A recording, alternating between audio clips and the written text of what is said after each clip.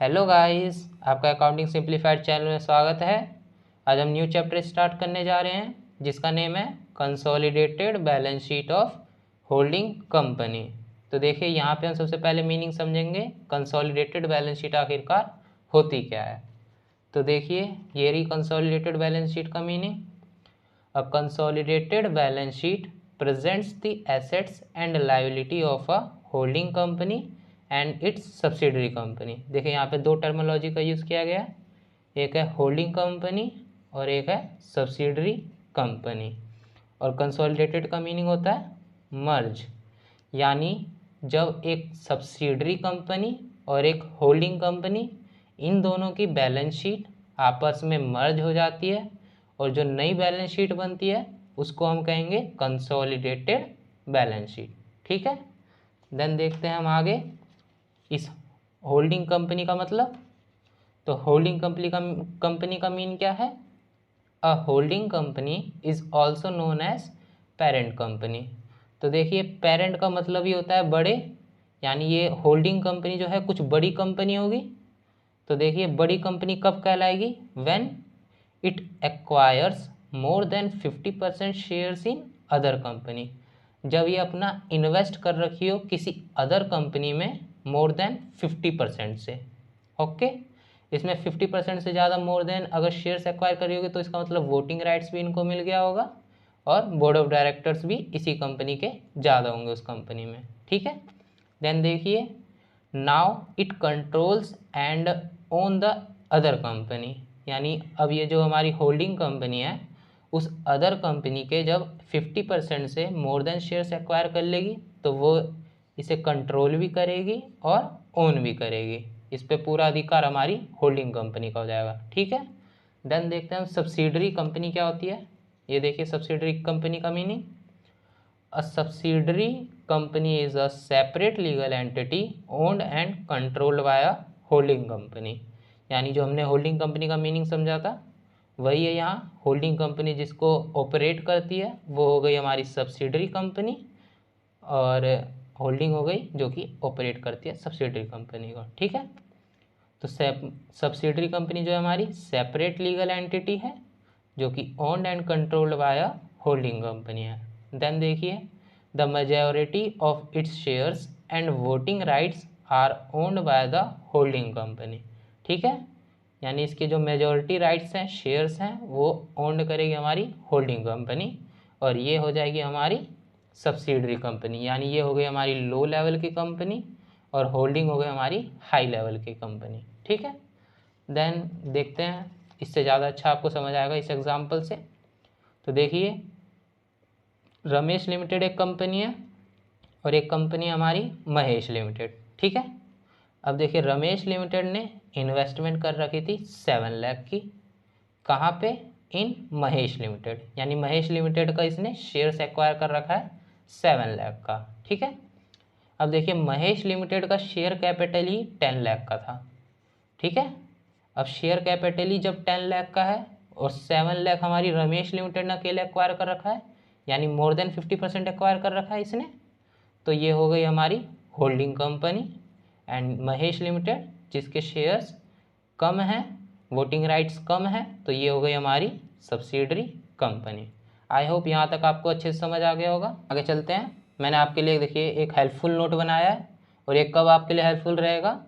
If company takes 100% shares of subsidiary company, यानी जब सब कंपनी सब्सिडरी कंपनी के टोटल शेयर्स यानी 100% शेयर्स एक्वायर कर लेगी तभी ये आपके लिए हेल्पफुल रहेगा। ठीक है, तो देखते हैं हम एडजस्टमेंट हमारे कंसोलिडेटेड बैलेंस शीट के अंदर क्या क्या होगा। First, share capital account. Share capital के अंदर हमारा कितना अमाउंट जाएगा? तो देखिए always taken amount of share capital from holding company, यानी होल्डिंग कंपनी के अंदर जो बैलेंस रहेगा शेयर कैपिटल का वो ही हम ट्रांसफ़र करेंगे कहाँ पे? कंसोलिडेटेड बैलेंस शीट के अंदर। ठीक है, देन देखते हैं हम रिजर्व एंड सरप्लस में इसके अंदर क्या हमारा अमाउंट आएगा जब ये कंसोलिडेटेड बैलेंस शीट के अंदर राइट किया जाएगा। ठीक है, देन देखिए इसका लिखा है only taken amount of reserve from holding company, यानी इस केस में भी जो होल्डिंग कंपनी के रिजर्व्स रहेंगे वही अमाउंट से हमारे रिजर्व्स ट्रांसफ़र हो जाएगा कहाँ पे, कंसोलिडेटेड बैलेंस शीट के अंदर। ठीक है, यही सिमिलर केस सरप्लस पे भी अप्लाई होगा and this is also applicable for surplus. ठीक है, यानी इन दोनों में क्या चीज़ है सिमिलर, कि होल्डिंग कंपनी के जितने भी हमारे शेयर कैपिटल का अमाउंट रहेगा, रिजर्व एंड सरप्लस का अमाउंट रहेगा, वो सारा का सारा ट्रांसफ़र हो जाएगा कहाँ पे, कंसोलिडेटेड बैलेंस शीट के अंदर। किस नाम से, शेयर कैपिटल या रिजर्व या सरप्लस से। ठीक है, देन देखते हैं हम आगे। अब देखिए, जब कंसोलिडेट होती है कंपनी तो उनके एसेट्स भी मर्ज हो जाएंगे, लायबिलिटीज़ भी मर्ज हो जाएंगी। ठीक है, यानी अगर मान के चलिए होल्डर के 4 लाख के हमारे मशीनरी है और सब्सिडरी के हमारे पास 3 लाख की मशीनरी है, तो दोनों मर्ज हो जाएंगे। टोटल जो हमारी न्यू कंसोलिडेटेड बैलेंस शीट बनेगी उसके अंदर जो मशीनरी शो की जाएगी अब 4 लाख प्लस 3 लाख, टोटल 7 लाख की मशीनरी शो की जाएगी।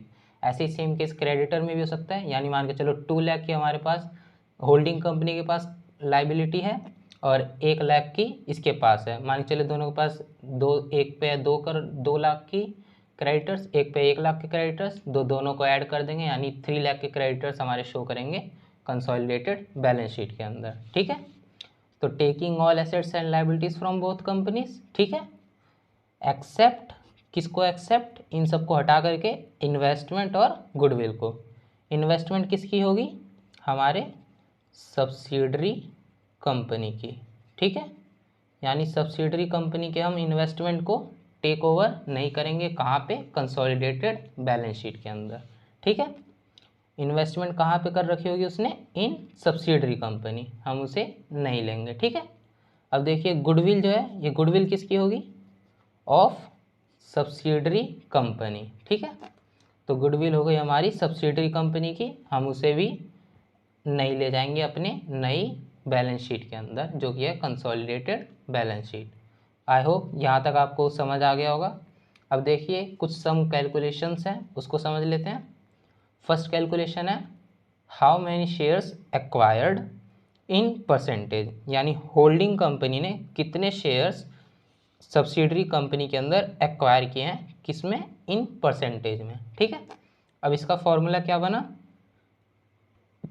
जो एक्वायर्ड शेयर्स है यानी जितने शेयर्स हमने एक्वायर किए अपॉन में टोटल शेयर्स, जितने शेयर्स उस कंपनी में हैं, यानी सब्सिडरी कंपनीज के हमने जितने शेयर्स एक्वायर्ड किए अपॉन में जितने शेयर्स उसके पास थे टोटल, इनटू में परसेंटेज के लिए 100, तो ये हमारा फॉर्मूला आ जाएगा शेयर्स परसेंटेज का, यानी हमारी कितनी ओनरशिप सब्सिडरी कंपनी में है। ठीक है, देन सेकंड कैलकुलेशन आती है हमारी calculation for cost of control. तो कॉस्ट ऑफ कंट्रोल का मतलब ये होता है कि कंट्रोल का तो मतलब हो गया नियंत्रण, नियंत्रण करना हमारी कितनी, हमने कितना कीमत दिया है कि हम उसकी कंपनी में कंट्रोल कर रहे हैं। ठीक है, तो देखिए हमने पेमेंट कितनी करी है, मेड बाय होल्डिंग कंपनी, जितनी पेमेंट दी, और उसमें ऐड कर देंगे हम गुडविल को भी, जितनी उस कंपनी की गुडविल है उसको हम ऐड कर देंगे। ठीक है, देन देखेंगे हम लेस कर देंगे उसके अंदर में से क्या क्या हमें बेनिफिट मिल गया, यानी इस साइड से तो हम पेमेंट कर रहे हैं, जितना जितना हमारा घाटा है उन सबको ऐड कर दिया, अब उसमें से लेस कर देंगे जो जो हमें बेनिफिट मिल रहा है। ठीक है, बेनिफिट हमें क्या मिला, शेयर कैपिटल मिल गया उस कंपनी के अंदर, तो उसे माइनस करेंगे, रिजर्व मिल गया उसे भी माइनस करेंगे, प्रॉफिट एंड लॉस के सरप्लस में हमारा हिस्सा है तो उसे भी हम माइनस कर देंगे। फिर जो अमाउंट आया, अगर ये हमारा नेगेटिव आया तो ये हो जाएगा हमारा कैपिटल रिजर्व, अगर ये हमारा पॉजिटिव आया तो ये हो जाएगा हमारा गुडविल। यानी गुडविल कब आएगा, जब हम ज़्यादा पेमेंट करेंगे। अब ज़्यादा पेमेंट हम किस लिए करते हैं, क्योंकि उस कंपनी की गुडविल होगी अच्छी, इसलिए हम ज़्यादा पेमेंट करते हैं, तो वहाँ पे पॉजिटिव अगर बैलेंस आया तो गुडविल होगा और नेगेटिव आया तो हमारा कैपिटल रिजर्व यानी हमारा फ़ायदा हो जाएगा। ठीक है, देन देखिए third calculation and last calculation है ये कैलकुलेशन फॉर माइनॉरिटी इंटरेस्ट। ठीक है, माइनॉरिटी का मतलब ये होता है यानी कम होंगे, माइनॉरिटी का मतलब यानी सब्सिडरी कंपनी के अंदर जो हमारे माइनर्स बचे, यानी मान के चलिए होल्डिंग कंपनी जैसे 80% शेयर्स एक्वायर किए हैं तो उस कंपनी में माइनॉरिटी हो जाएंगे हमारे 20%। ठीक है, तो इन माइनॉरिटी को हमें न्यू बैलेंस शीट के अंदर शो करना पड़ेगा, क्योंकि इनके हिस्सेदारी तो है 20%, भले से कम है लेकिन है, और उसे हम शो करेंगे न्यू बैलेंस शीट के अंदर भी, ठीक है। और इसकी रिक्वायरमेंट हमें कब नहीं पड़ेगी? इसकी रिक्वायरमेंट हमें तब नहीं पड़ेगी इफ़ कंपनी टेक्स 100% शेयर। अगर कंपनी सारे ही शेयर्स ले लेगी तो माइनॉरिटी का तो कोई हिस्सा ही नहीं रहेगा उस कंपनी में, तो माइनॉरिटी इंटरेस्ट भी कैलकुलेट नहीं किया जाएगा, ठीक है। अगर कंपनी मान के चलिए 80% शेयर्स एक्वायर कर रही है, 20% अभी भी है उस कंपनी के पास, तो 20% माइनर है, तो माइनॉरिटी इंटरेस्ट हमारा कैलकुलेट होगा, ठीक है। अब देखिए उसके लिए क्या है कैलकुलेट करने के लिए, share capital of subsidiary company, यानी सब्सिडरी कंपनी के अंदर टोटल शेयर कैपिटल जो है उसे हमने राइट किया, लिखा। फिर देन देखिए उसमें ऐड कर देंगे हम उसके रिजर्व्स के, सर ये सब हमारी सब्सिडरी कंपनी के हैं। सब्सिडरी कंपनी के हम रिजर्व्स को भी ऐड कर देंगे एंड सरप्लस को भी ऐड कर देंगे। इन तीनों को जब हम ऐड कर देंगे जो अमाउंट आएगा उसका हम इनटू कर देंगे माइनर्स ओनरशिप, यानी परसेंटेज में, जैसे 20% अगर माइनर ओनरशिप है तो एक्स ये जो अमाउंट आया उसका 20% हम निकालेंगे, वो हो जाएगा हमारा माइनॉरिटी इंटरेस्ट, ठीक है। आई होप आपको ये तीनों कैलकुलेशन समझ आ गई होगी, और ये हेल्पफुल नोट जो मैं आपको बताया ये भी आपको समझ आ गई होगी। अब देखते हैं इसका इस्तेमाल करके एक क्वेश्चन हम करते हैं आज के दिन, ठीक है। तो क्वेश्चन में क्या है, the following balance sheet of H Limited and S Limited as at 31 March 2021। ये बैलेंस शीट हमें गिवन है 31 मार्च 2021 की, एक है एच लिमिटेड की और एक है एस लिमिटेड की, ठीक है। और on which date H Limited acquires all shares of S Limited, यानी इसी डेट पे एच लिमिटेड एस लिमिटेड को एक्वायर कर रही है। अब एच लिमिटेड अगर एस लिमिटेड को एक्वायर कर रही है तो ये हो गई हमारी बड़ी कंपनी यानी होल्डिंग, और एस लिमिटेड हो गई हमारी सब्सिडरी कंपनी, ठीक है। देन देखते हैं एस लिमिटेड का हम क्या देखेंगे, शेयर कैपिटल। एस लिमिटेड में हमारे शेयर कैपिटल कितने, एस लिमिटेड का शेयर कैपिटल है 1 लाख का, ठीक है। तो हमने लिख दिया शेयर कैपिटल, जो जो हमें पता लग रहा है हम वो लिख देते हैं। शेयर कैपिटल हो गया 1 लाख का, किसका, सब्सिडरी कंपनी का, ठीक है। देन देखिए अब हमें एक और चीज़ यहाँ से पता लगी कि हमारा इन्वेस्टमेंट हमारा कितना था, इन्वेस्टमेंट हमने एस लिमिटेड में करा है 2 लाख का, तो हमारा 2 लाख का क्या हो गया, इन्वेस्टमेंट हो गया कहाँ पे, सब्सिडरी कंपनी के अंदर हमने 2 लाख का इन्वेस्टमेंट किया, यानी और एस लिमिटेड एट कॉस्ट है, यानी 2 लाख का हमने पेमेंट किया और 1 लाख का उसका शेयर कैपिटल एक्वायर कर लिया, ठीक है। क्वेश्चन समझ आ गया। अब हमें क्या करना है, show the consolidated balance sheet. अब हमें बैलेंस शीट बनानी है, तो उससे पहले हमें वर्किंग नोट करना पड़ेगा, जो मैंने आपको बताया था 3 वही वर्किंग नोट। तो पहली वर्किंग नोट करते हैं, how much shares acquired in subsidiary company, कितने शेयर्स हमने एक्वायर किए, ये रहा। शेयर कैपिटल हमने लिया था 1 लाख, तो हमारा जो एक्वायर्ड शेयर्स होता है वो ऊपर आता है, तो एक्वायर्ड शेयर्स में कितना आ जाएगा 1 लाख अबव आ गया, अपॉन में टोटल शेयर्स उस कंपनी के कितने थे एस लिमिटेड के, हमारे 1 लाख ही थे, तो अपॉन में 1 लाख आ गया, और इंटू का 100% के लिए, तो इंटू 100 इक्वल टू 100%, यानी 100% हमारी होल्डिंग कंपनी एक्वायर कर रही है सब्सिडरी कंपनी को, यानी पूरा बिजनेस एक्वायर कर रही है सब्सिडरी कंपनी का होल्डिंग कंपनी, ठीक है। देन हम निकालेंगे calculation for cost of control. अब कॉस्ट ऑफ कंट्रोल के लिए क्या करना पड़ता है हमें, सबसे पहले देखनी पड़ती है हमें कि हमने पेमेंट कितनी करी थी। तो पेमेंट हमने करी थी, हमने यहाँ देखिए निकाल लिया था पेमेंट हमने कितनी करी थी, इन्वेस्टमेंट जो था हमारा 2 लाख का, यही हमने पेमेंट करी होगी, तो हम पेमेंट के साइड लिख देते हैं 2 लाख रुपीज़। अब मैंने आपको क्या क्या बताया था, क्या क्या ऐड करना है क्या क्या लेस करना है, ये रहा कॉस्ट ऑफ कंट्रोल के लिए पेमेंट जितना किया, पेमेंट हो गया हमारा 2 लाख, और उसमें ऐड कर देंगे गुडविल। क्या गुडविल हमें गिवन है इस क्वेश्चन में, कहीं गिवन नहीं है तो नहीं लेंगे। और क्या करते हैं हम, ऐड कर देने, गुडविल नहीं गिवन है तो ऐसे ही छोड़ दिया। अब लेस करते हैं हम शेयर कैपिटल को, रिजर्व को एंड प्रॉफिट एंड लॉस को। अब देखते हैं हमें इसमें रिजर्व क्या गिवन है, तो देखिए हाँ रिजर्व हमें गिवन है कितने का 25,000 का। तो यहाँ पे हम रिजर्व्स को लेस कर देंगे, यहाँ रिज़र्व लिख के, रिज़र्व लिखा हमने, इसको हम लेस कर देंगे। कितना अमाउंट था, ये रहा रिज़र्व का 25,000, तो 25,000 इसको हमने लेस कर देंगे। और क्या लेस करते हैं, सरप्लस को। सरप्लस क्या क्वेश्चन में गिवन है, ये देखिए सरप्लस ये रहा गिवन 15,000, तो 15,000 पे हम लेस कर देंगे। ये हमेशा हमारी सब्सिडरी कंपनी के पॉइंट ऑफ व्यू से होगा, ठीक है। हमने 2 लाख का जो पेमेंट किया ये हमारे पॉइंट ऑफ व्यू से, बाकी सब रिजर्व जो हमने लिया, सरप्लस लिया, वो उनके पॉइंट ऑफ व्यू से। और क्या माइनस करते हैं, शेयर कैपिटल को, ठीक है। शेयर कैपिटल हमने कितना एक्वायर किया, 1 लाख, तो ये भी माइनस हो जाएगा।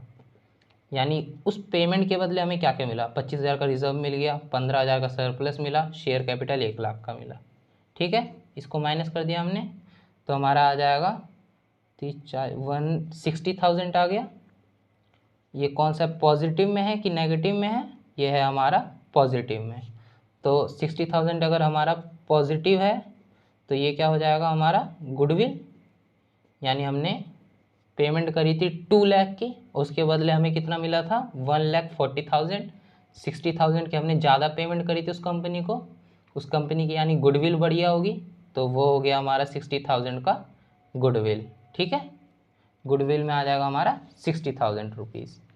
तो जब हम न्यू बैलेंस शीट जब हम बनाएंगे तो एज इट इज़ रहेगी ये हमारे एच लिमिटेड की तरह, बिल्कुल डिट्टो छाप देंगे एच लिमिटेड में जैसे जैसे लिखा।